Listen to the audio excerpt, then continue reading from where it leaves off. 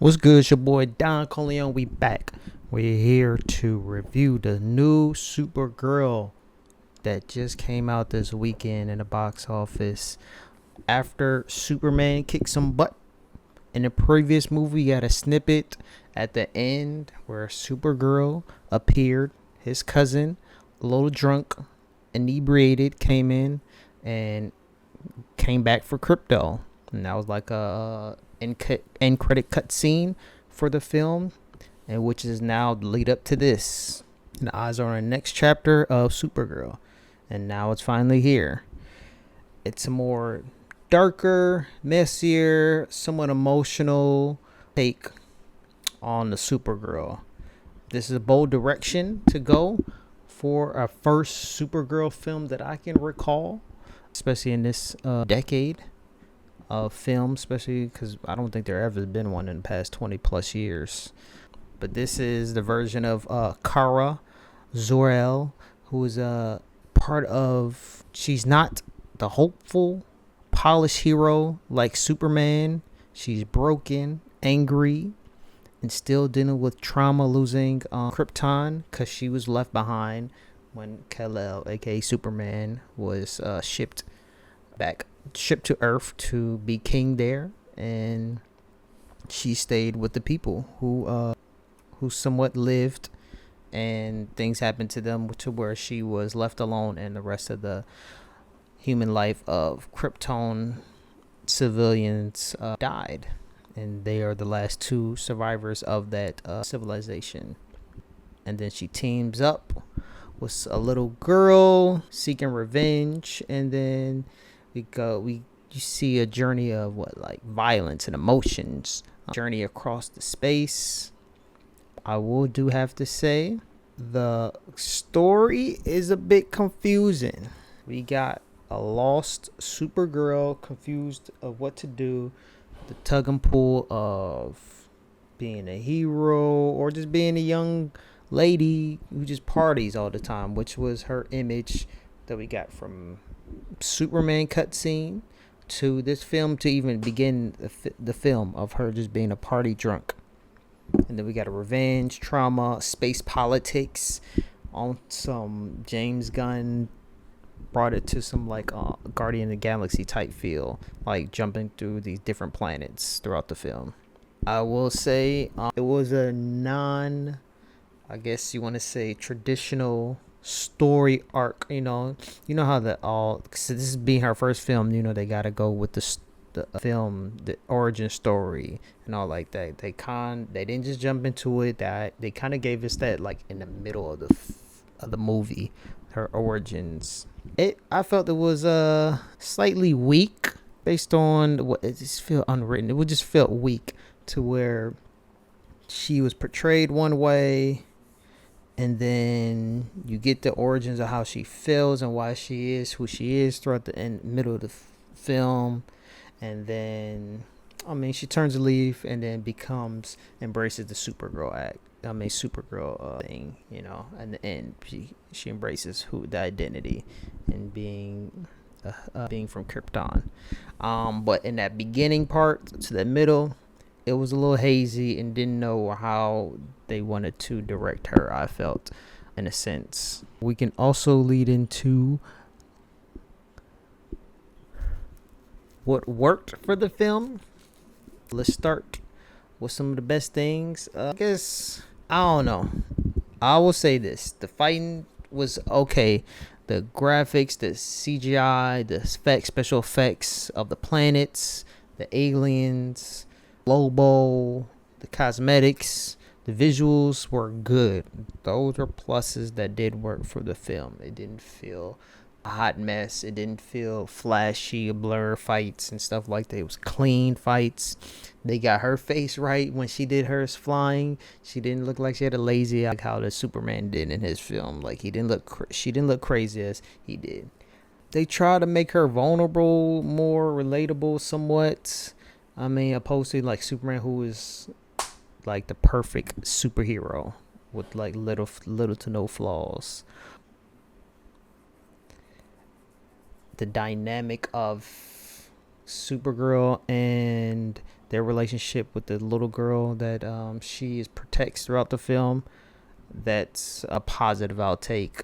You could see the connection build throughout the film from start to finish, especially the emotional part of that tug of war of being revengeful or having a pure heart, trying to keep the purity of your heart and not being that savage killer that you can be because of death.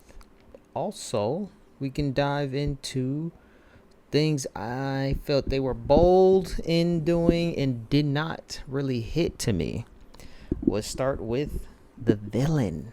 The villain was so weak. See, I'm not super familiar with her villains, her standalone villains, so I can't say. But him, what he was written in for was basically a trafficker. He was like a pirate who steals. Don't know why his initial why he was stealing these fine-tuned weapons, in which he didn't look like he used. He had him a weapon already. He used it throughout the film.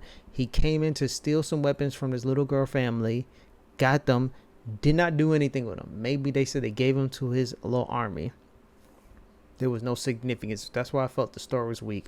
So it was so unnecessary to it to make no sense at all to why they came and stole, because they could have made like the stakes be high, like, oh, these are like the strongest weapons in the world. They can unite some kind of eternal galaxy explosion or something. Like, it was, they could have did something with the significance of these weapons. There was no significance. These were regular as fine clean weapons, down to the little girl's sword. It was just fine tuned weapons that had value because it was a great, very good blacksmith and her father who passed.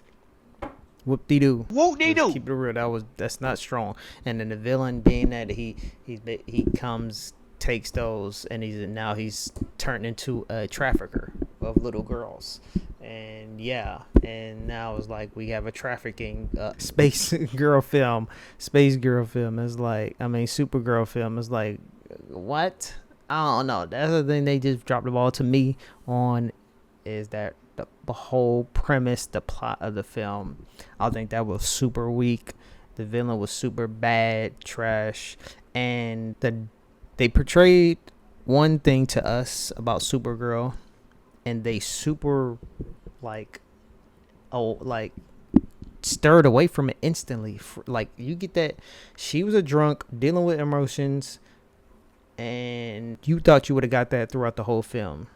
Maybe the emotional part she still kind of dealt with a little bit throughout the film, but her being alcoholic and all that stuff, you'd have thought I would have been fine if they had her been the drunk superhero alcoholic throughout the whole film, battling herself, trying to be good and embracing who she is, and letting go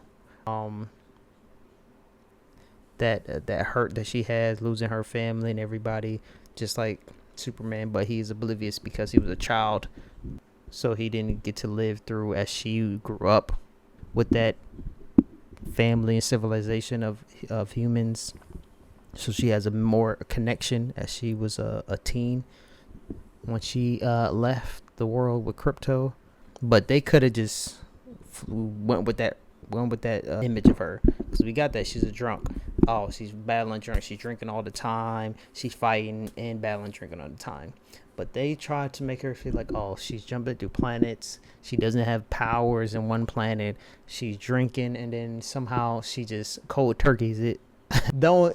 She can cold turkey because she has to go to the sun or certain planets, and then she can get back her power. So it's like, I don't know.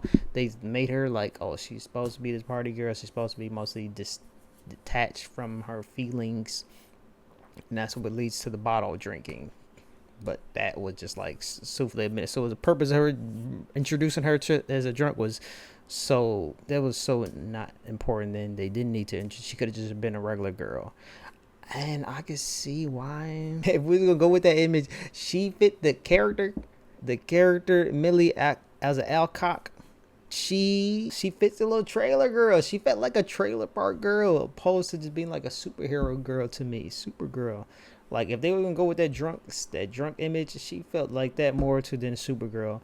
Maybe it's her aesthetics, her actual image of her. You can't do much, but that's her actual facial features and stuff like that. So I don't know. People didn't like it, but I can see why. She just didn't give like Supergirl. She gave like Trailer Girl. No disrespect. That's what I got from her. Yeah, outside of the flawed thing, and Crypto, man, they kind of played Crypto. She's supposed to be her. He was more of a companion to Superman than he was to Supergirl in this film. They just eliminated Crypto. Not like he died, but they just took him out of the whole movie. Like in the first 10 minutes, I'm like, damn, okay, no Crypto. Like damn, crypto was out of there. He just he's paralyzed or whatever. He's done. He's like no help. That kind of sucked. I wish Crypto was more of a companion for her as much as he was for Superman. And then Lobo. Oh my gosh, Lobo has a sense of humor.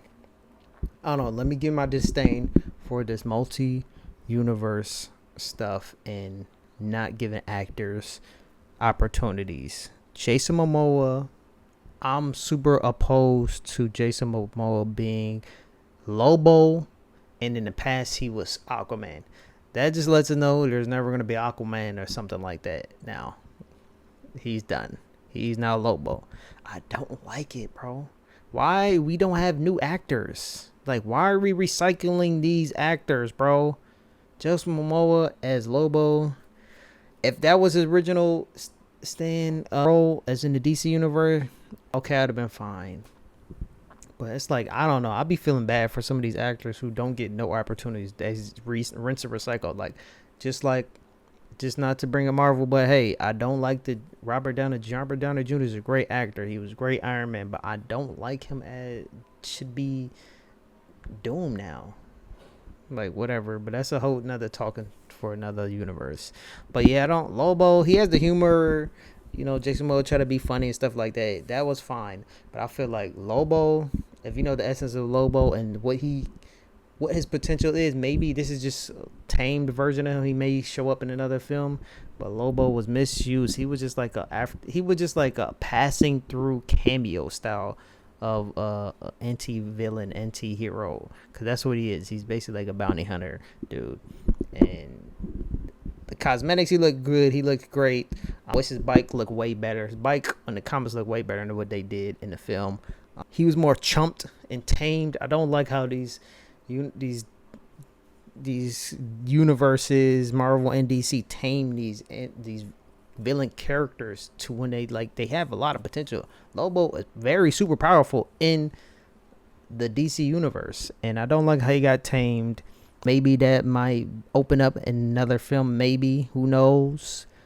But he did bring some little chaos here and there. His moments he did come in, he tried to be funny, it was cool, but I don't like that little pastor. Lobo's super important. Hopefully he brings it back. So if he comes back and he's Lobo of who he truly is, then all that I said don't matter. But until then, I didn't like it. The use, he could have been used more. He could have been a villain. I'd rather that than this damn Pinhead dude. He was trash. Other than that, overall, I felt it was like a very mixed, generic feel. She tried her best. The lead role as Supergirl. Interesting ideas, different tone, and I guess direction to go with her, especially as being a new character on the big screen. They try to get into the emotional depth. I will applaud them for that. But the story is a hot mess, inconsistent in tonality when it came to the story.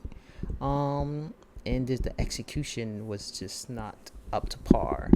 This will probably be a dud for DC trying. They played this with kitty gloves. They could have went out way big. Supergirl is she has a name. She's somebody. They could have did her way more justice. Gave her a way better story, way better villain. They could have did something to her, but they played it with kitty gloves. They were timid. I don't know what they were with this, but it didn't feel like they put their all into it. And this is the product they get out. Overall, I felt this came out to be 6.8 out of 10 to me, respectfully. no higher than, it can't be no higher than a C. But I'm getting a 6.8. The highest grade I could get at is a C level film. But yeah, let me know, what do y'all think of this film? Do y'all want superhero movies to take more risk like this, or should DC to stick to more focus on like the big name superheroes? Now they got this new direction with the Batman and the Superman. Should they stick to focus to the big names, or should they start spinning off? Because this is already a dud for Supergirl. It might do well in the box office numbers, but here are the numbers. Actually, we can get projections. I'll have them up there. But let me know what y'all thoughts in the comments. Thank you for watching, man. Peace.